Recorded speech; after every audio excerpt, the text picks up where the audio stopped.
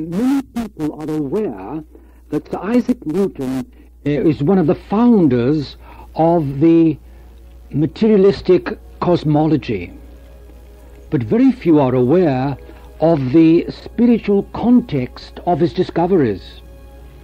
Newton was a friend, he was a contemporary of the Cambridge Platonists, men like Henry Moore.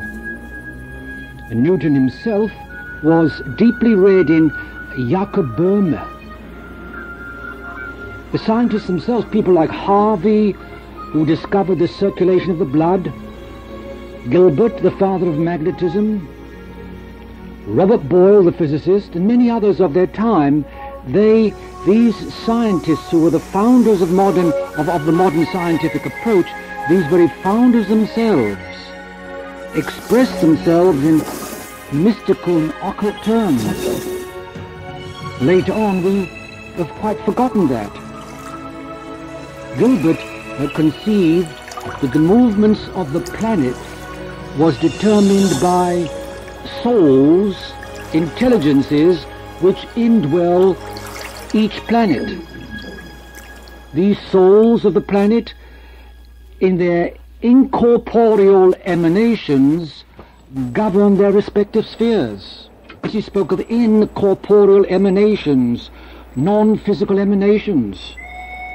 The other scientists at that time spoke of effluvia, ethereal spirits, vapors, humours, and things which have a mystical connotation. And then these weren't abstract or mechanical conceptions. Many students realize that there is a great deal of affinity between the scientists and the occultists and mystics at the beginning of the modern age. A glance at the early history of the Royal Society will be sufficient to illustrate this. For there was a strong connection with the Rosicrucians. But there are purer, deeper reasons for the early association of science and mysticism, and these are beginning to be recognized. But no one has pointed them out so clearly as Rudolf Steiner in his well-known work Mystics of the Renaissance, which he published in 1902. In this book, he tried to find an answer to the following question: why does a special form of mysticism coincide with the beginnings of modern scientific thought in the period between the 13th and the 17th centuries?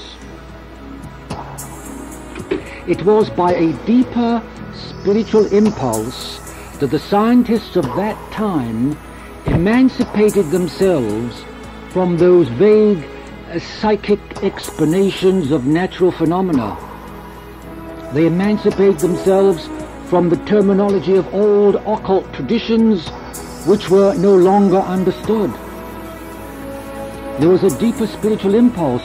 There were good historical reasons, while the mystical, occult or theological speculations which you can find in the works of Newton, Harvey, Gilbert and Boyle, while these mystical, occult, theological speculations remained unfruitful. But the method of physical science which they distilled from this philosophical context, that was overwhelmingly successful. It is the method of experiment, and above all, the application of mathematical thought to the observed facts of the physical world. And this is not just a question of mechanical measurement, of tabulation and statistics. The fruitful application of mathematics in elucidating nature's law, that is a work of genius. For a power of selection is required. You need an intuitive perception of hidden forms. And so it's worthwhile to just pause for a moment and consider what the essential nature of mathematical thinking is. that mathematical thinking which has achieved such wonders in the science of inorganic nature. When you mathematize a certain branch of thought, that what you're doing is you extract out of it all the qualitative aspects from the objects of thoughts and just bring them into a formal relationship between each other. Focus purely on the quantitative aspects. And this characteristic of mathematical thinking is of very great importance when we come to consider its power as well as its limitations in the science of nature. For on the one hand, mathematical thinking enables us to penetrate deeply into the laws of the inorganic, the lifeless world.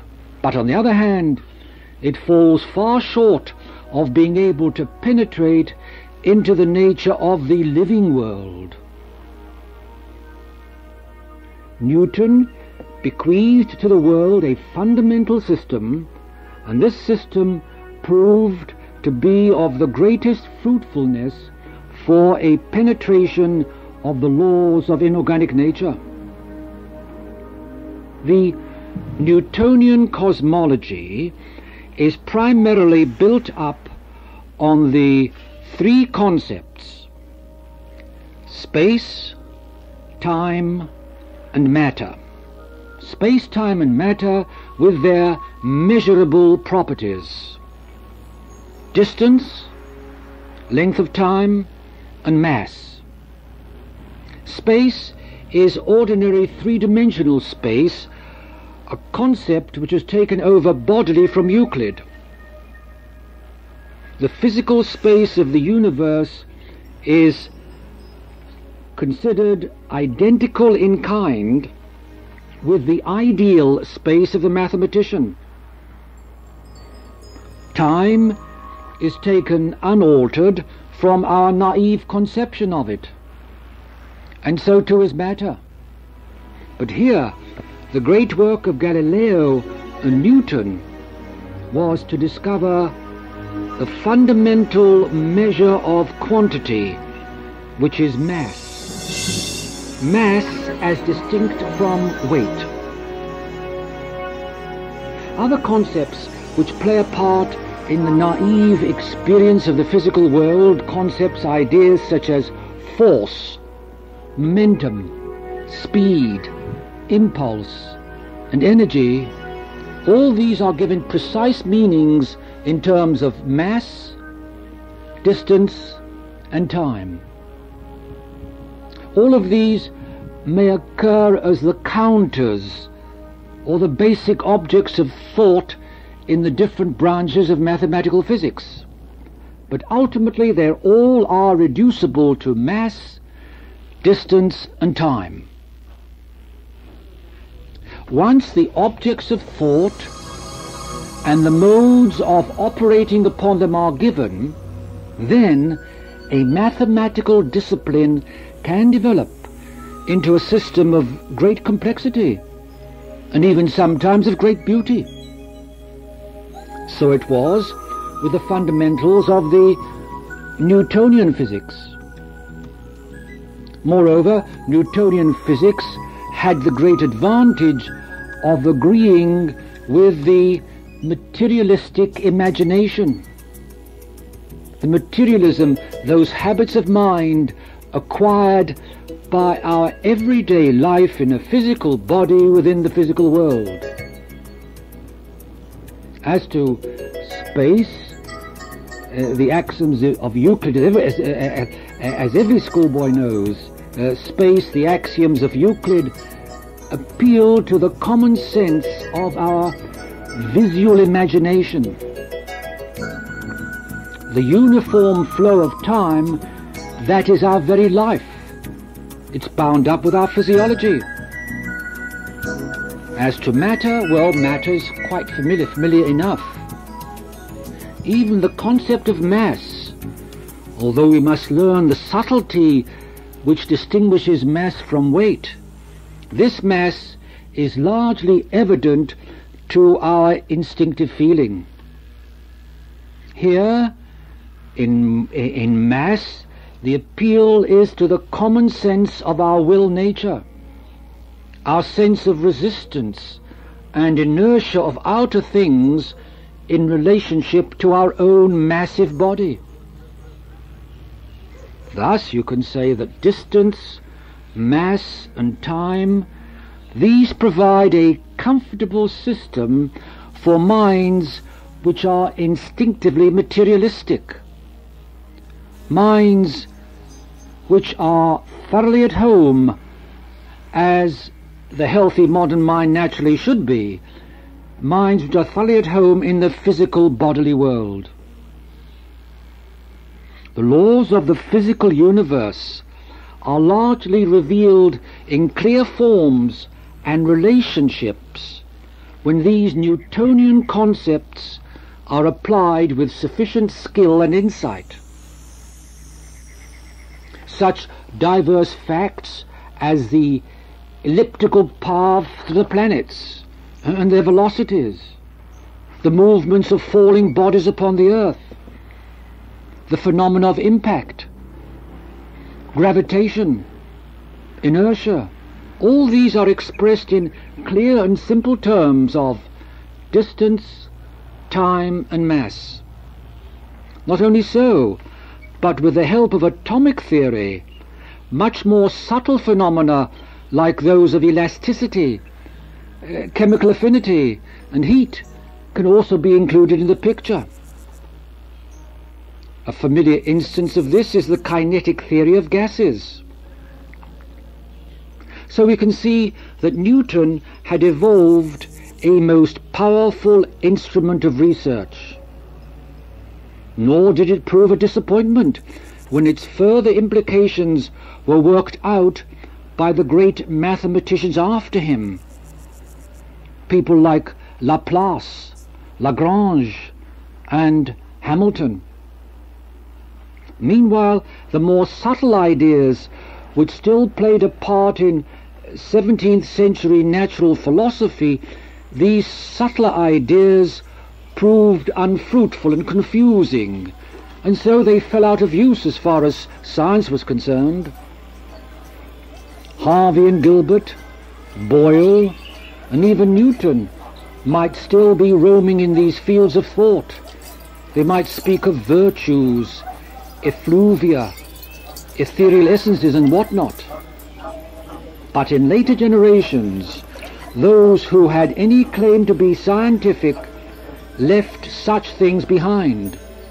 All the energies were bent on perfecting the materialistic world picture, a task which needed only the clear mathematical genius combined with patience of observation and the ability to suggest experiment.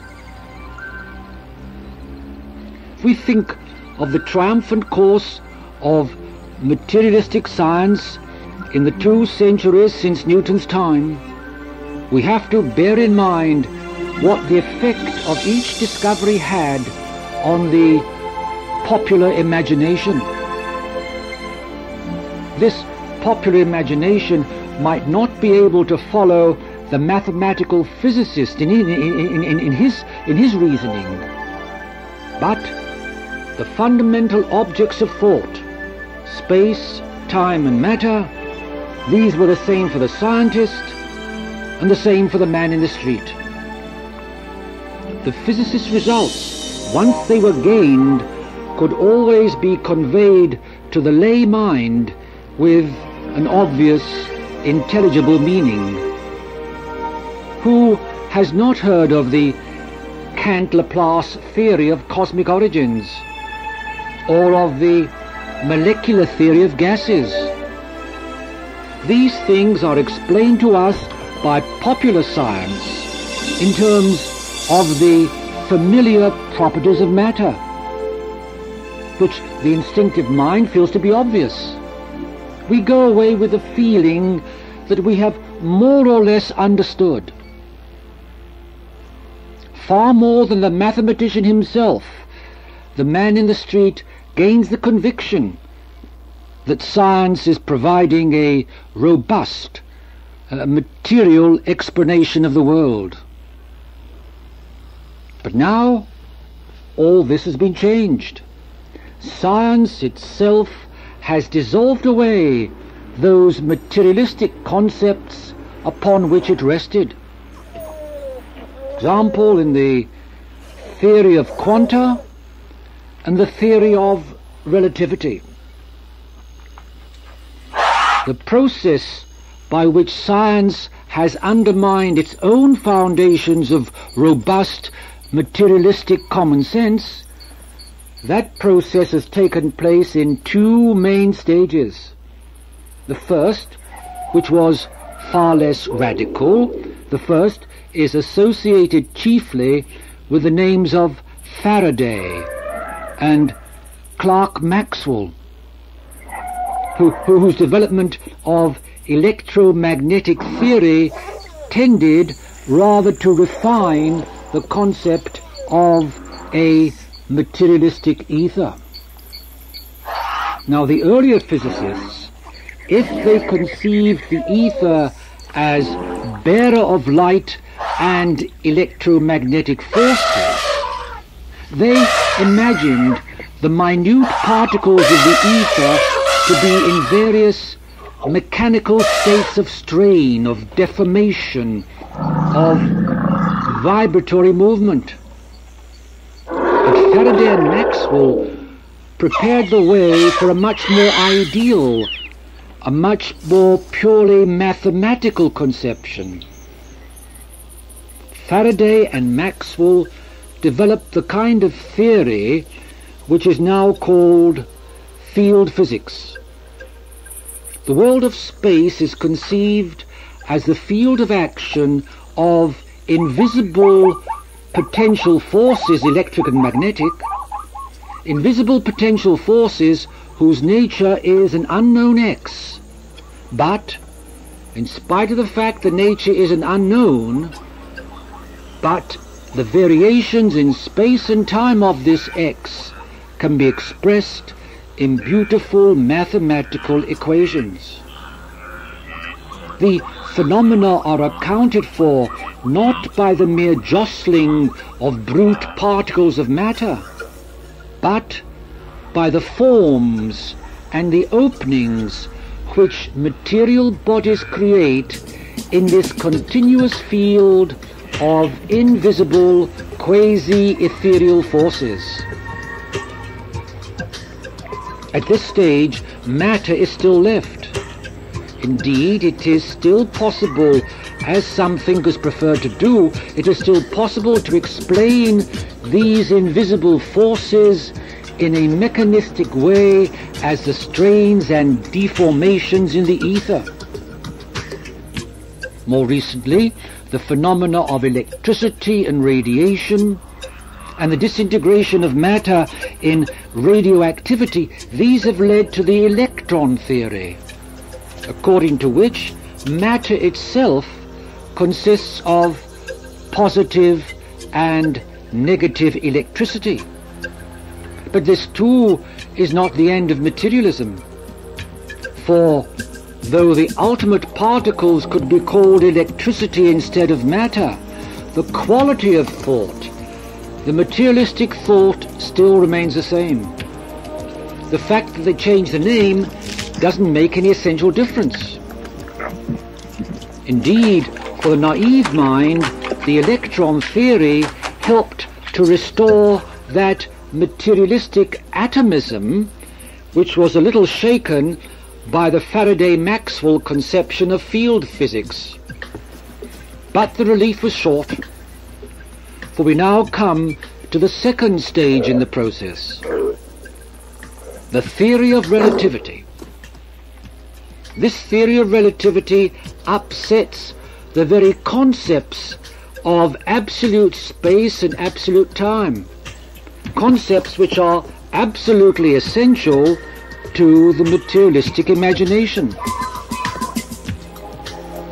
Like all significant theories in science, the theory of relativity is based upon the attempt to coordinate in clear general statements the facts of physical experiment or the facts of observation. The phenomena in this instance are those of electromagnetism and light. Light in its interplay with darkness manifested in the artificial distributions of a physical instrument, the Michelson interferometer. Thus the theory is founded not, as its name would suggest, on metaphysical considerations. The theory of relativity is not based upon metaphysical considerations, but is based upon experimental science. It is true to the best traditions of Newtonian science. It's true according to Newtonian science, and yet if accepted, it cuts away the very foundations of Newtonian science. The idea of space and time, which is obvious to the human mind in the physical material world, that idea of space and time no longer has any absolute significance. It's replaced by a four-dimensional space-time, a purely ideal conception, clear to the mathematician, but quite unpresentable to the imagination, save by remote analogies. The secure comfort of materialism has been taken away. Let's consider, for example, the conception of the ether. This ether was once imagined as a quasi-material medium filling all space. It was the carrier of all the strains and stresses, also of the less tangible electric and magnetic vectors. This ether was the carrier of the strains and the stresses whose periodic changes constituted the phenomena of light, electromagnetism, and so forth. But now the very space in which the ether as a whole was supposed to rest, that space is a mere relative conception. At best you can call it an arbitrary section, among others, of space-time. It's just a cross-section of space-time. Nevertheless, some physicists still cling to it tenaciously. But the ether no longer fulfills any real function in mathematical physics. Indeed, if relativity is to be accepted, it's hard to find any consistent meaning in the idea of the ether. Instead of explaining the phenomena of light to our crude imaginations by the idea of a kind of vibrating cosmic jelly, instead of all that, we have the purely mathematical forms in 4 or more dimensions. That the phenomena obey these purely mathematical forms which are beyond the three-dimensional, in the four-dimensional concept, and so they are physically unimaginable.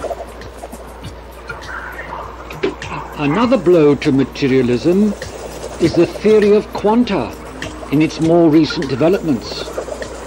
In explanation of various phenomena, notably those of radiation, spectrum analysis, and radioactivity, to explain all these, a chemical atom is now conceived as a kind of miniature solar system whose sun and planets consist of electricity. The sun, or nucleus of the atom, contains an excess of positive electricity. A number of electrons or elements of negative electricity revolve around it at incredible speeds. So many million revolutions a second.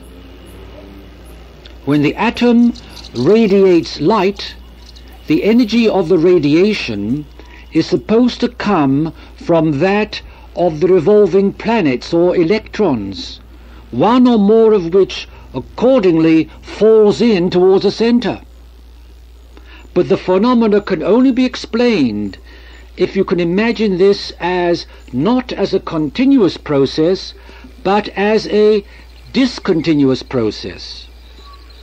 The electron does not move in gradually, nor does it even jump in the ordinary sense of covering the intervening space very quickly. No, the electron is transferred with absolute suddenness from an outer orbit to an inner orbit. And Whitehead says if this explanation is allowed, we have to revise all our notions of the ultimate character of material existence. The electron seems to be borrowing the character which some people have assigned to the Mahatmas of Tibet. The difference between the old materialistic conception of nature and the idea which Whitehead is here seeking, that difference can be illustrated by an analogy from the ethics of initiation.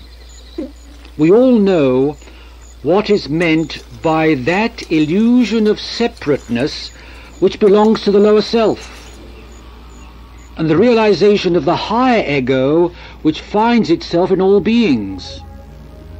Indeed, the illusion of the lower ego is intimately bound up with the perception of our own body as an entity apparently self-contained, having, as Whitehead would say, simple location in space and time. That it has not this interpretation is clear, if only from the material fact of our breathing in the surrounding air and breathing out the surrounding air. We're not just limited to the physical body which we inhabit.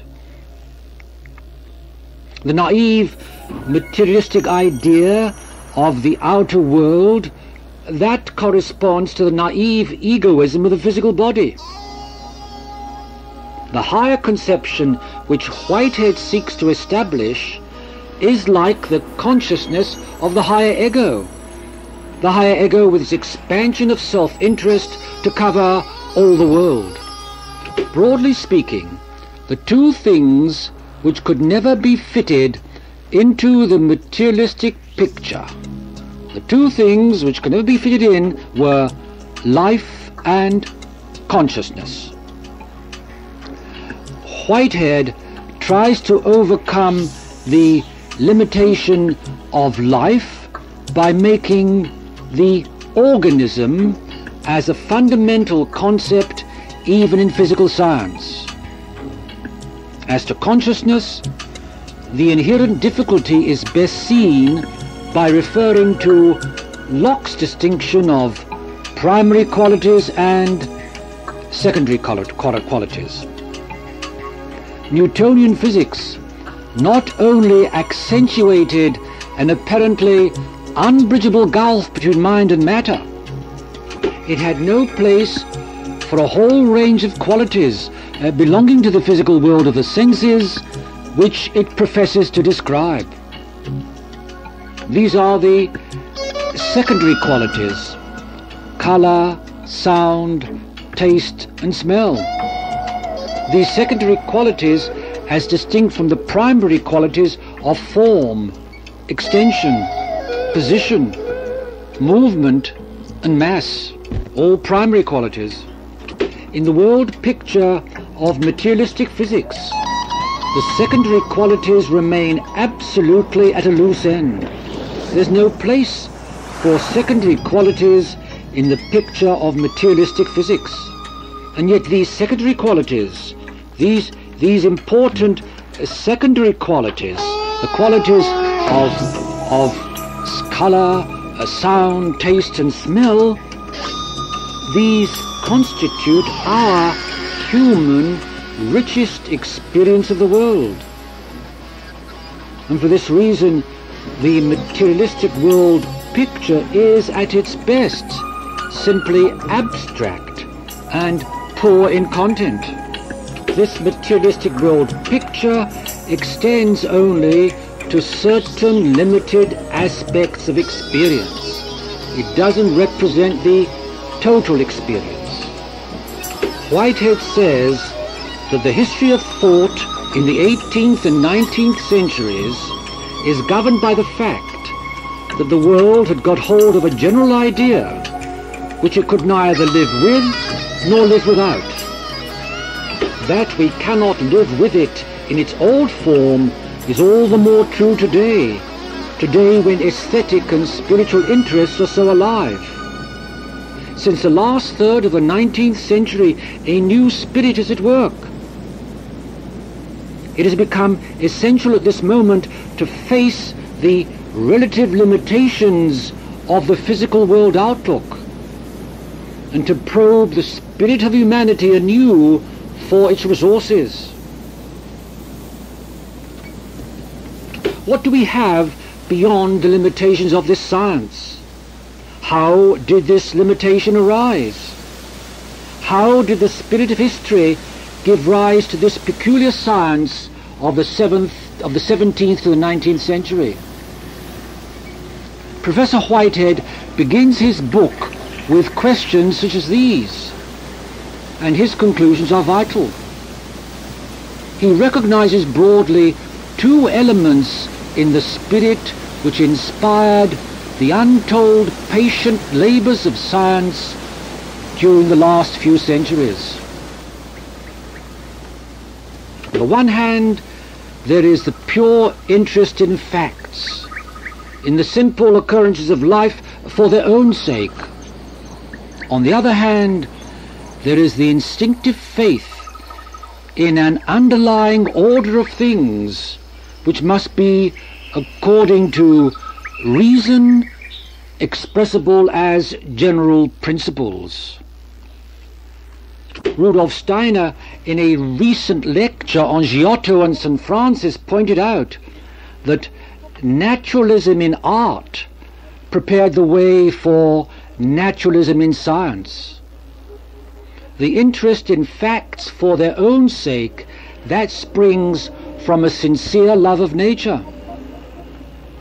And while on the other hand, the men of the Renaissance, these men revolt from the extreme rationalism of the Middle Ages, nevertheless that rationalism has passed into their deep instinctive convictions.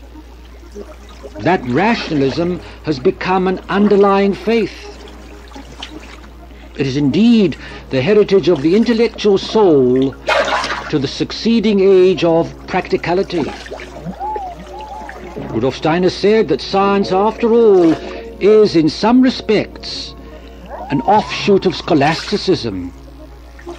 An unconscious derivative, science is an unconscious derivative from medieval theology. And if we would follow it still farther back, we must think of it as flowing together in the foundation of Christianity, flowing together with the ancient Greek and Hebrew elements, which perhaps we may call the Greek the wisdom and the Hebrew the will aspects, the wisdom Greek aspects, the Hebrew will aspects of the divine intelligence. Whitehead divines what anthroposophy would describe as the working of Michael beneath the surface of world history. Whitehead says, this tone of thought in Europe must come from the medieval insistence on the rationality of God, conceived as with the personal energy of Jehovah or with the rationality of a Greek philosopher. And nor does Whitehead fail to do justice to the Roman element. The Roman element whose influence is betrayed in our terminology when we speak of the laws of nature. The Roman is in many respects a continuation of the Jewish element in another sphere. Though ancient and medieval Rome owed very much to Greece, owed a lot to Greece. Nevertheless, the personal energy of Jehovah outweighed the serene, contemplative spirit of the Greeks. To Rome is due the legal impress on modern science, and to a large extent the practical and stubborn bent, the contact with hard, petrine reality. Modern science derives from Rome as well as from Greece, and this Roman strain explains its gain in an energy of thought kept closely in contact with the world of facts. Whitehead's opening chapter, entitled The Origin of Modern Science, that is important, very important to read. He brings out a number of interesting points. The spirit of Greek tragedy, its influence upon European civilization, its kinship in spirit with the modern scientific quest, or the contrast of Pythagoras and Plato, their emphasis on cosmic harmony, measure and number, as opposed to Aristotle with his emphasis on classification. In a sense, Plato and Pythagoras stand much nearer to modern physical science than does Aristotle. But let's now turn to Rudolf Steiner's exposition of the sources of modern science. It was at the time of the great Goetheanum fire that Rudolf Steiner gave his course of lectures entitled The Origin of Natural Science in World History and its Subsequent Development. Their tone was prophetic, as though he was giving this lecture at a turning point of time. These lectures enable us to understand much more deeply the raison d'etre, as well as the limitations of the physical world conception which prevailed in the last few centuries. But Rudolf Steiner's statements are not the outcome of metaphysical speculation. Rudolf Steiner's basis is completely empirical. On the other hand, Rudolf Steiner's statements do result from spiritual observation, from supersensible research by means of higher faculties of perception. No dogmatic validity, no finality is claimed by Rudolf Steiner for these researches. They are carried out with the same clear consciousness as those of mathematics or physical science. They are carried out in the same methodical spirit. Also, Rudolf Steiner contends that the higher faculties, while they are latent in every human soul, these higher faculties do not need to be developed in order to understand, in order to critically judge the results of supersensible research, although the higher faculties are absolutely necessary for the research itself. Anthroposophy shows, in agreement with certain old traditions, that the history of mankind takes its course in successive epochs of about 2,000 years, periods determined by certain cosmic or astronomical rhythms with which the life of man is interwoven. These are known as the 7 post-Atlantean epochs of civilization.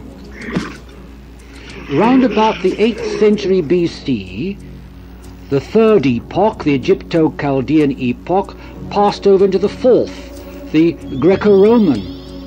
And this Greco-Roman lasted until the end of the Middle Ages, with the appearance of Copernicus's epoch-making work, De Revolutionibus Orbium Celestium, that marked the beginning of the New Age, the 5th Age, or the Western European Age.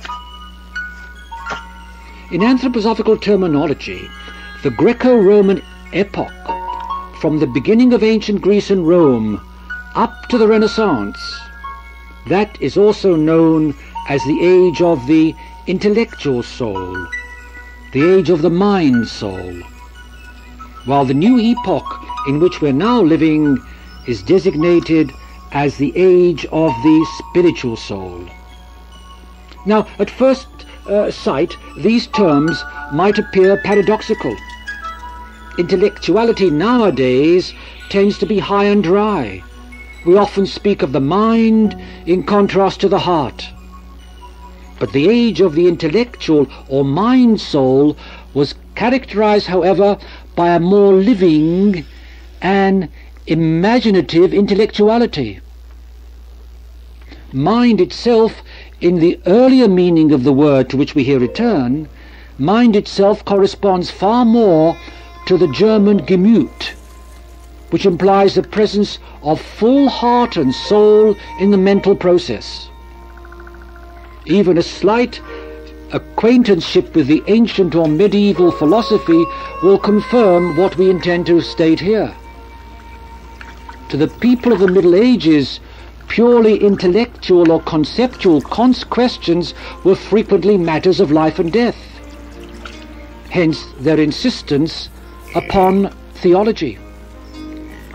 But in the age of the spiritual soul, which begins about the 15th century, the intellect becomes a much more abstract faculty, instinctively applied, and the main interest of mankind turns to begin with not to the spiritual, but to the material world. At the same time, the life of the will becomes far more important. And now it might be asked, why is the age of materialism referred to as the age of the spiritual soul? The answer is that we're now only at the beginning of this fifth epoch. All we have behind us is just the first quarter of this fifth epoch. The very tendencies which appear at the outset to be materialistic will prove in the long run of the greatest spiritual value, albeit they also contain the dangers of a materialism much more harmful than any materialism which has yet been known. Man in this age is coming to full consciousness in the conflict between light and darkness, between good and evil. Already now the spiritual aspect is beginning to assert itself. The contrast of the Greco-Latin and medieval as against the modern age may also be expressed as follows. In the present age, the age of the spiritual soul, the human ego experiences itself chiefly in the hard physical body, and through this the attention is concentrated with clarity and definition upon the surrounding world. The fulfillment of this age will lie in the discovery of the spiritual secrets of external nature.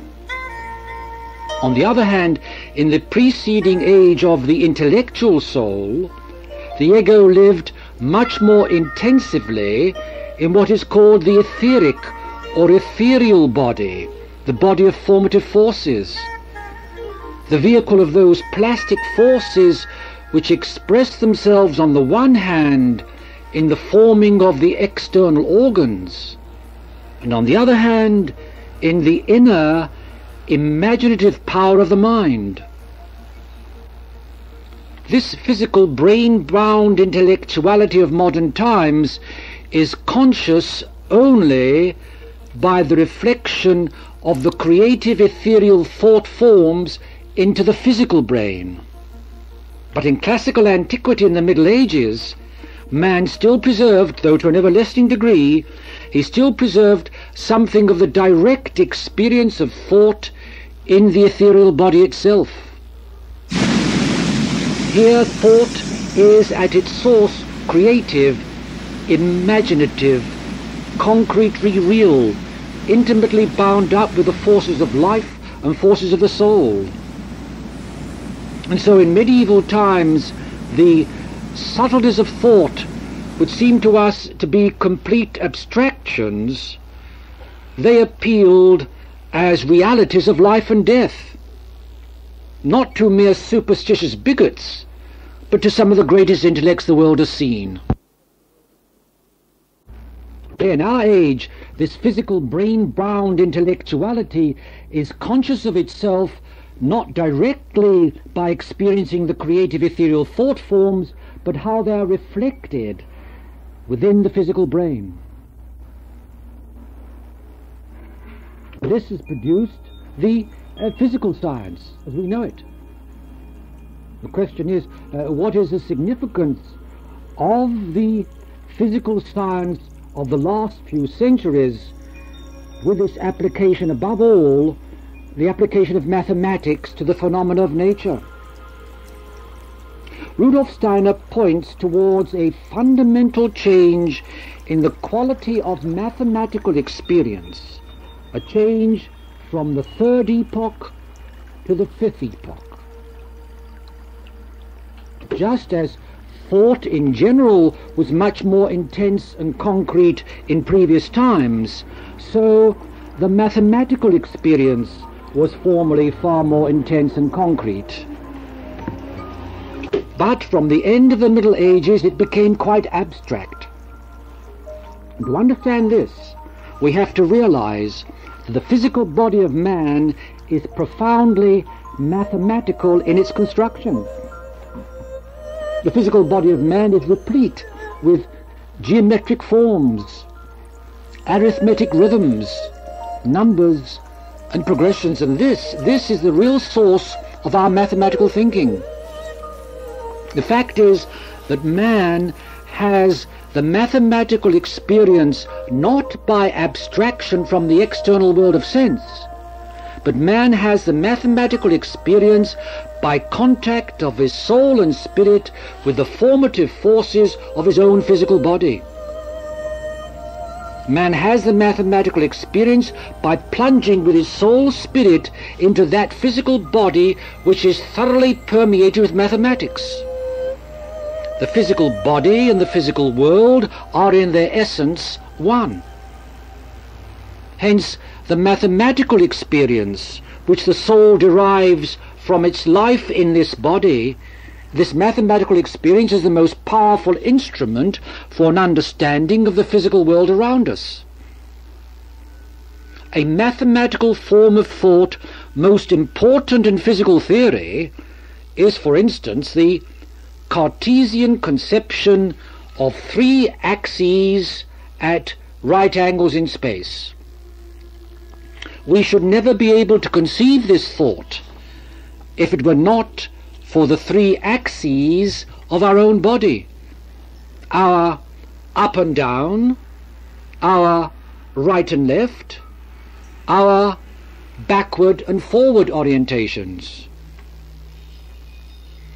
Now, the physical body is created out of the formative forces of the ethereal, and when its forms in early childhood are defined, the ethereal forces beat against its solid parts like waves upon the shore.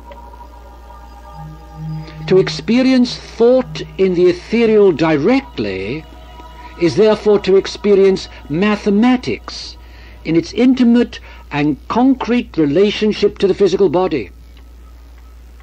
In earlier times, mathematics was indeed a kind of mysticism of the body.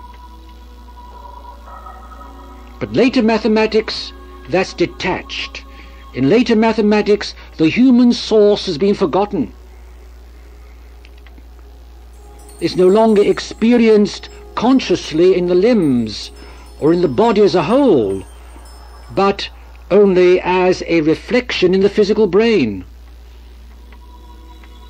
An ancient person would have reeled if you called upon him to perform this modern feat of abstraction. If you said to him, take the origin at any point O somewhere in outer space, and the three axes at right angles in any given directions, he would have felt it natural to measure the world phenomena from his own concrete origin, not to go outside at some point in space, but he would measure the world phenomena from his own concrete origin, his vertical axis, his left and right, his backward and forward line.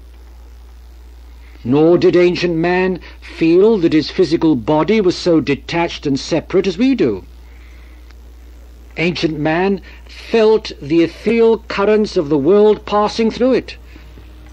His own up and down extended right to the zenith and down to the earth.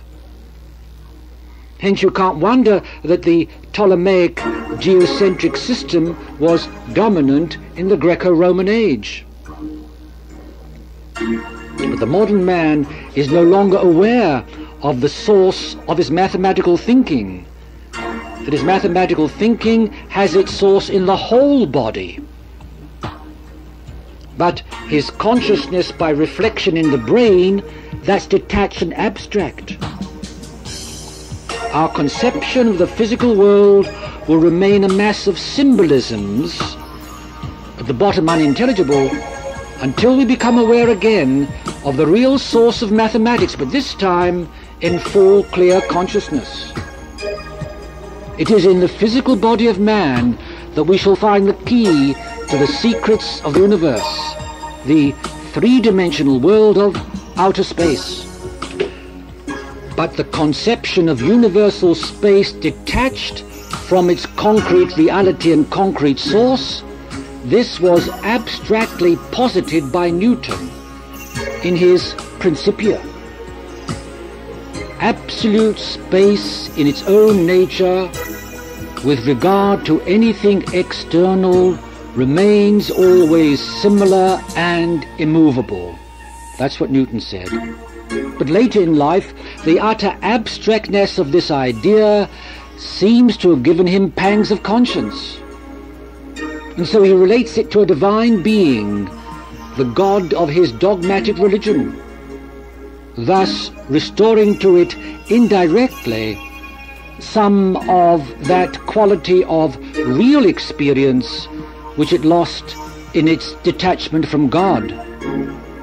And so space for Newton becomes for him the sensorium of God, a conception not without beauty, where he relates it to his law of inverse squares.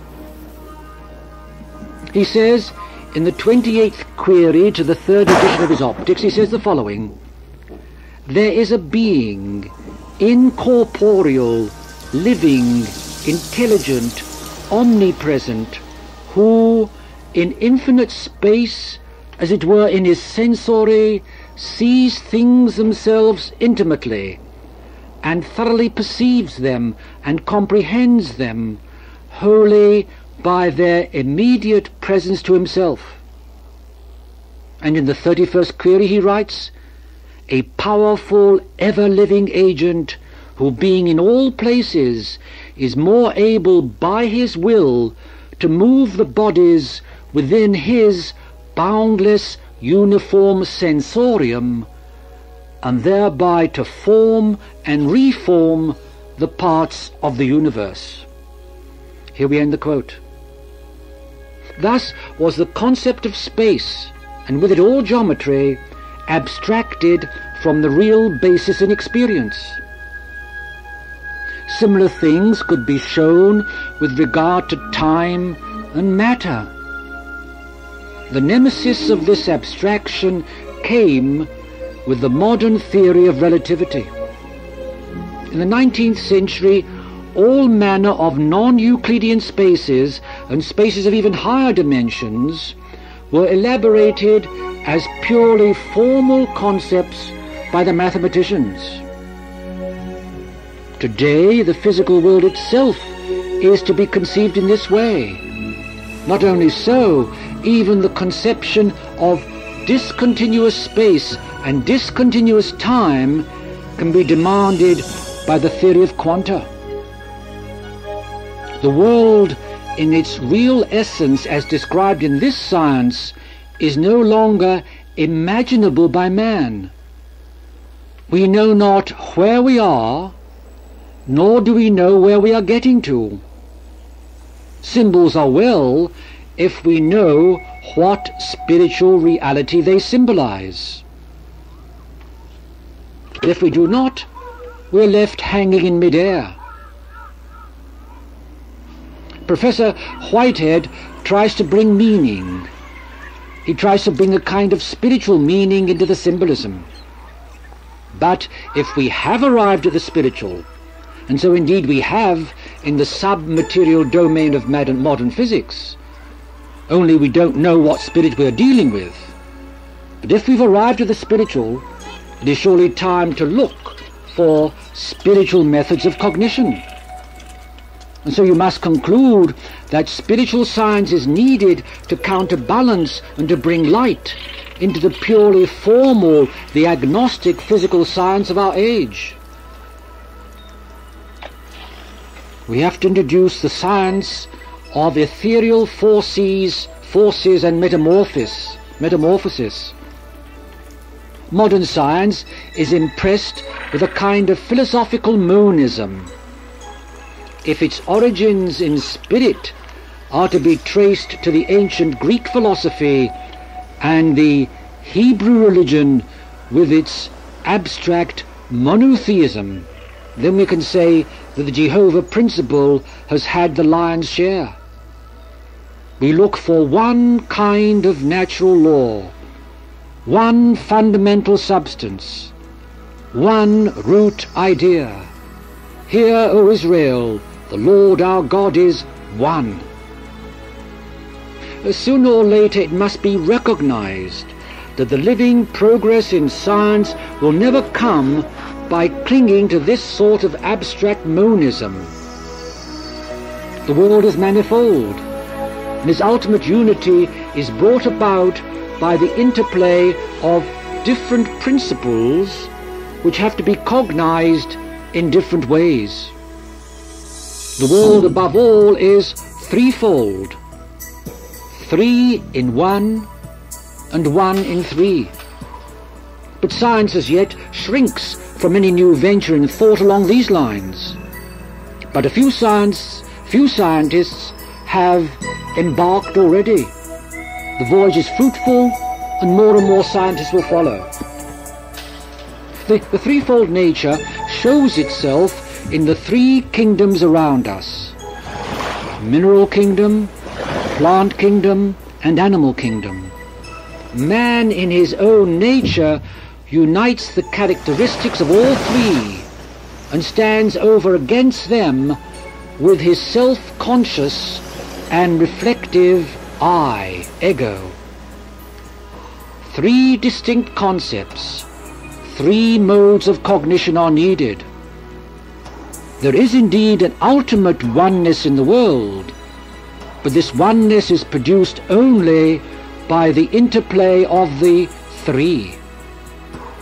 For the lifeless world, the purely physical, well, mathematics is the true instrument of cognition. But to understand the living world, and notably the plant kingdom, we must rise to what is called the ethereal. And for this, we must awaken in our own ethereal body the instrument of conscious knowledge. And now the ethereal here doesn't refer to any mechanistic ether, but it is a rediscovery in clearer terms of what the 17th century scientists were losing. We may still feel a vestige of reality when they speak of ethereal spirits, emanations and the like, but these conceptions grew increasingly chaotic, for the true and direct experience of thought in the ethereal body, this was no longer experienced. Presently, as consciousness became instinctively material in its ideas, physicists borrowed the ether as a quasi-material medium to carry the supposed vibrations of light. But through the advance of physics itself, the mechanical ether is dying out, while the true knowledge of the living cosmic ether, that is being born again, in anthroposophical spiritual science. The new concept of ethereal forces has been worked out in Dr. Gunther Wachsmuth's book on the ethereal formative forces in universe, earth and man. Their existence, as distinct from physical forces, has already been proven experimentally by Dr. Lily Kalisko in her researches on high dilutions in the Biological Institute of the Goetheanum at Stuttgart. Physical science leads in the nature of the case to the concept of centric forces, forces radiating out from centers and forces capable of integrating by summation of the components due to so many single points. Gravity and the electromagnetic forces of attraction and repulsion are the obvious examples. But anthroposophy points to the existence of an altogether different kind. We may call them universal forces, call them cosmic forces. These cosmic forces work not from points or centers. In each case they work from the infinite circumference of the world. They are diverse in quality. They interpenetrate one another. They are selective in their action. But they are not mathematizable. They are not capable of integration like the centric forces of physics. Ethereal forces are of this cosmic nature. All living forms are an outcome of the interplay of the centric physical forces and the cosmic ethereal forces. The centric forces are those of death. That is to say, they constantly tend to reduce the living substance to the dead level of the inorganic world. The cosmic forces constitute the or life body of the living organism. They compel the physical into its service. When the organism dies, physical substances are restored to the inorganic world, to the pure working of the physical or centric forces. When the organism dies, its life body loses its individuality in the ocean of ethereal forces, in the cosmic ether. This living ethereal world is not subject to ordinary mathematical knowledge. To enter into it with consciousness, we must develop the next higher form of spiritual activity, which is described in anthroposophy as imaginative cognition. In an earlier passage, it was revealed as a characteristic of ordinary mathematics that the form and the content of thought are always external to one another. We are thinking about some abstract objects of thought, hard, impenetrable, divested of all quality, and these we relate to one another by external rules and relationships. That's the essence of discursive thinking, which appears only in its extreme form in mathematical and formal logic.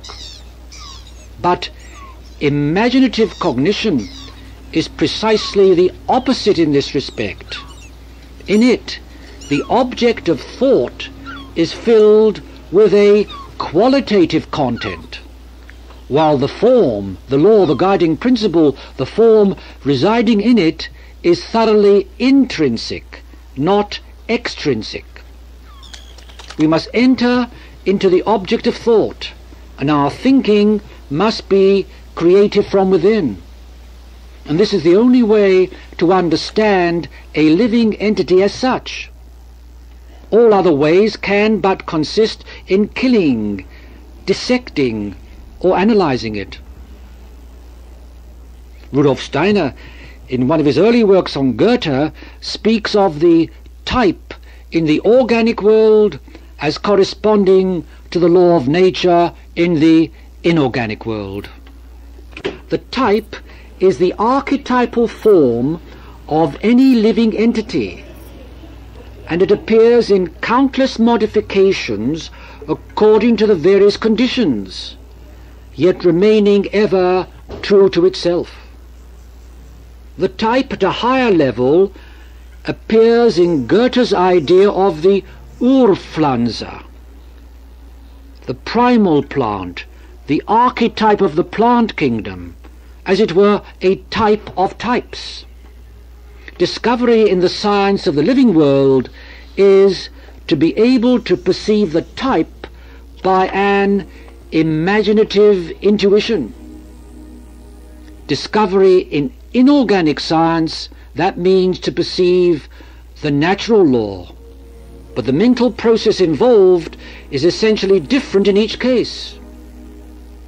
Let us listen to Rudolf Steiner's own words. He says, "The natural law expresses the connection of facts which in the world of sense are separate, but the natural law remains as such outside the individual phenomenon.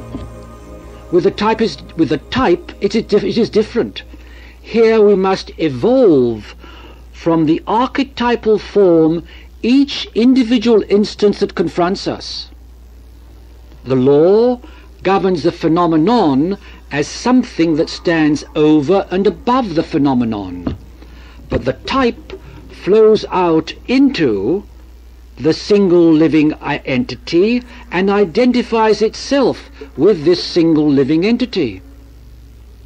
In thinking about the inorganic world, the content or subject matter is already given to us through the senses. All we need to do in thought is to find the form and to add to the given subject matter. But in the type, on the other hand, content and form are intimately bound up with one another. The type, unlike the natural law, the type does not determine the content in a purely formal way, but the type permeates the content livingly from within and as its very own. Our spirit is called upon to partake creatively in the production not only of the form but of the content." Is the end of the quotation. Besides the physical, which manifests itself in the enduring laws and configurations of the mineral world, and besides the ethereal, which finds expression in change and flow and metamorphosis of living things, there's yet a third principle at work in the world, and this third principle is the astral principle. The astral, which is made manifest by the existence of conscious, sentient beings, animals and man. Rudolf Steiner describes the astral like this. He says, "Speaking of an ethereal world, we refer to the influences that work from the circumference of the universe towards the earth. But when we go on to speak of the astral world, we proceed according to the perceptions of inspired consciousness. We proceed from the influences from the world's circumference to the spiritual beings who reveal themselves in these influences, just as the materials of the earth reveal their nature in the forces that go outward from the earth. We speak of definite spiritual beings working from universal spaces, just as we speak of the stars and the constellations when with the eye of the sense we watch the heavens at night time. Hence the expression astral world. In the astral world, man bears the third member of his human nature, namely his astral body." End quotation. Here we can no longer speak in terms of forces or substances. We have to speak of beings. And ultimately, there can be no science unless we are able to proceed stage by stage to the real world of being. while the physical and the ethereal are comprised within the realms of space and time, the astral takes us through time into eternity. The astral works in the living organism as the foundation of consciousness, not by an enhancement, but by damping down the physical etheric life processes in the corresponding tissues. Whenever consciousness appears in this bodily world, there always is a partial death and disintegration. Hence you have the necessary alternation of sleeping and waking. In sleep, the astral body leaves the physical and ethereal bodies behind and goes outward, far beyond space and time, into its own eternal home. Here we can solve the riddle of primary and secondary qualities. We have seen that there's no place for secondary qualities in a purely physical conception of the world. We know them as an experience of consciousness, and yet so evidently do they belong to the entities of nature that we hesitate to ascribe to them a merely subjective meaning. Then, where is their reality? How do these secondary qualities differ from the primary qualities of form, extension, movement, mass, etc.?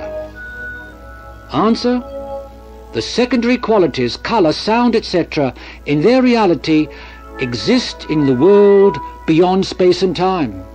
They exist in that eternal realm which man enters every night during sleep with his astral and his ego being. Our experience of them in the waking consciousness is an echo, a kind of remembrance of our life in the eternal, when we are outside the physical body, beyond the realms of space. The world of color is heavenly, just like the rainbow in the Old Testament, a sign of the covenant of God with man. The world of music, that has its archetype in the cosmic harmonies, the music of the spheres. Colors and sounds and tastes and smells appear to us in the physical world as qualities of the several creatures according to their natures, their affinities with the beings who create them out of the eternal.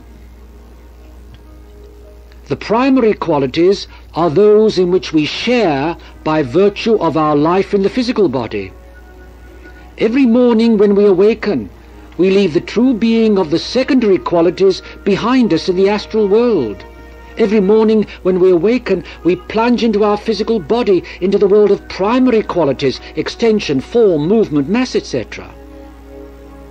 Hence, the different orders of reality which the modern philosopher ascribes to the two.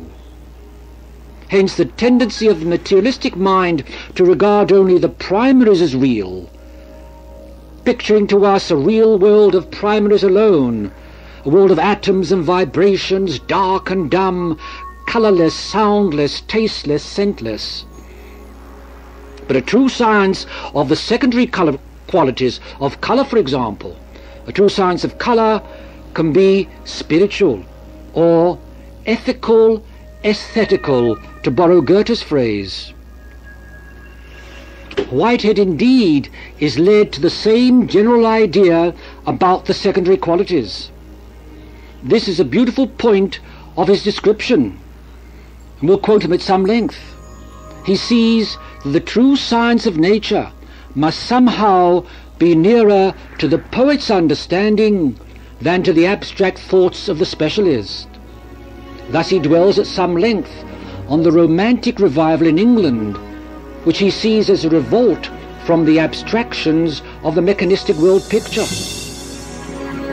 It is the true thinking of the heart when he exclaims, "We forget how strained and paradoxical is that view of nature which modern science imposes on our thoughts." And he draws on the poets for his organic conception of the universe. Thus he writes of Wordsworth, It is the brooding presence of the hills which haunts him.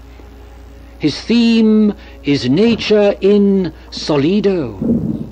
That is to say, he dwells on that mysterious presence of surrounding things which imposes itself on any separate element that we set up as an individual for its own sake. He always grasps the whole of nature as involved in the tonality of the particular instance. That is why he laughs with the daffodils and finds in the primrose thoughts too deep for tears. In Shelley's feeling for nature, we find a different element. Shelley thinks of nature as changing, dissolving, transforming, as it were, at a fairy's touch. The leaves fly before the west wind, like ghosts from an enchanter fleeing. In Shelley's poem The Cloud, it is the transformations of water which excite his imagination. The subject of the poem is the endless, eternal, elusive change of things. I change, but I cannot die. This is one aspect of nature, its elusive change, a change not merely to be expressed by locomotion, but a change of inward character. This is where Shelley places his emphasis on the change of what cannot die. Wordsworth was born among the hills, hills mostly barren of trees, and thus showing the minimum of change with seasons. Wordsworth was haunted by the enormous permanences of nature.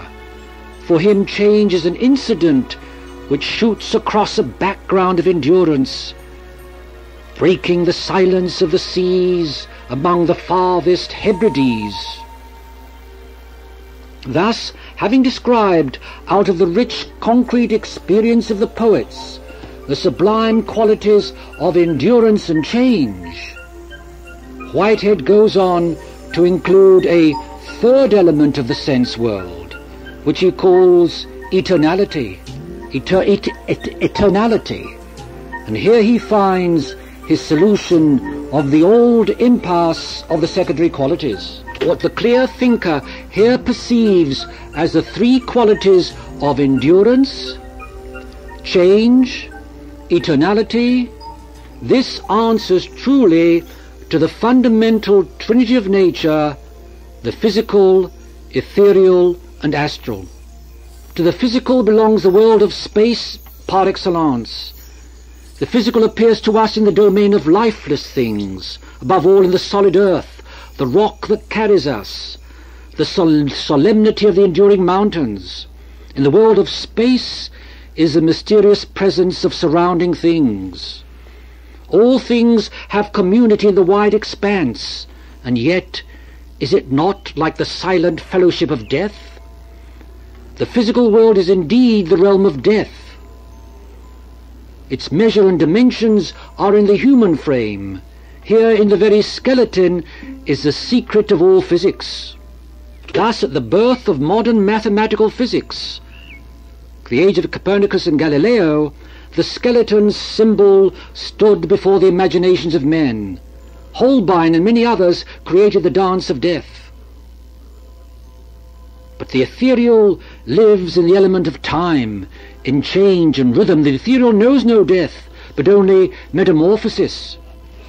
In the physical world, its vehicle is water. It permeates the living water of the cell. The waves of water picture the formative forces and rhythms of the cosmos.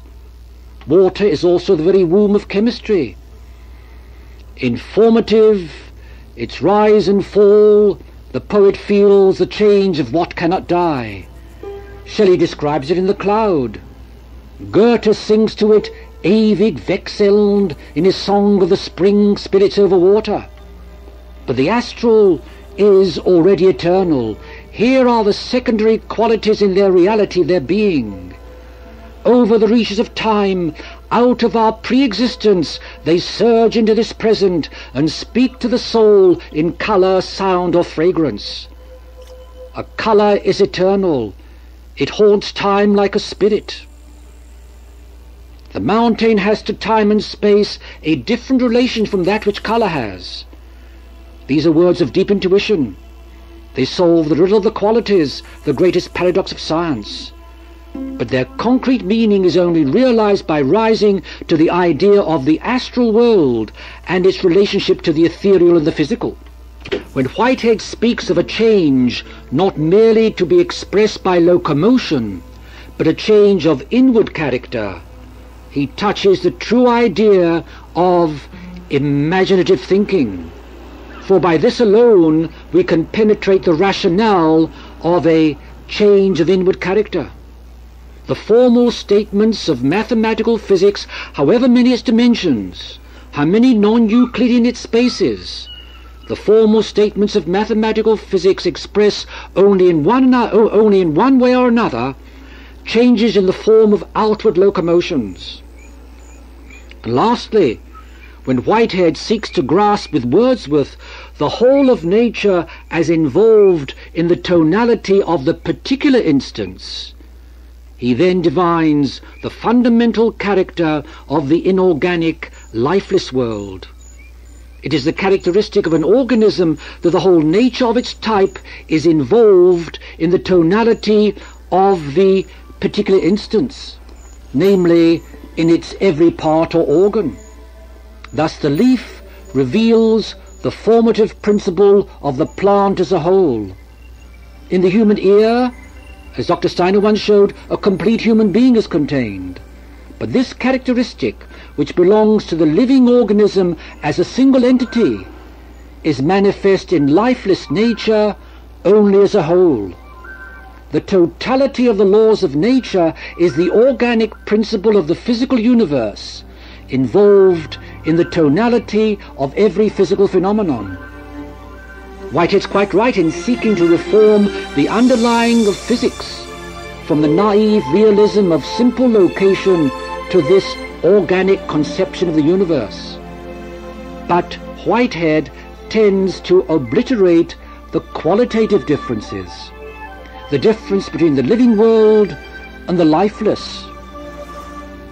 He is still under the ban of abstract monism, a ban which only spiritual science can lift. Whitehead divines the fundamental trinity of things. He divines it, yet it eludes his grasp. For here, philosophy must merge into the science of initiation, consciously opening out the higher stages of cognition. And here ends this remarkable lecture by George Adams on Science at the Crossroads.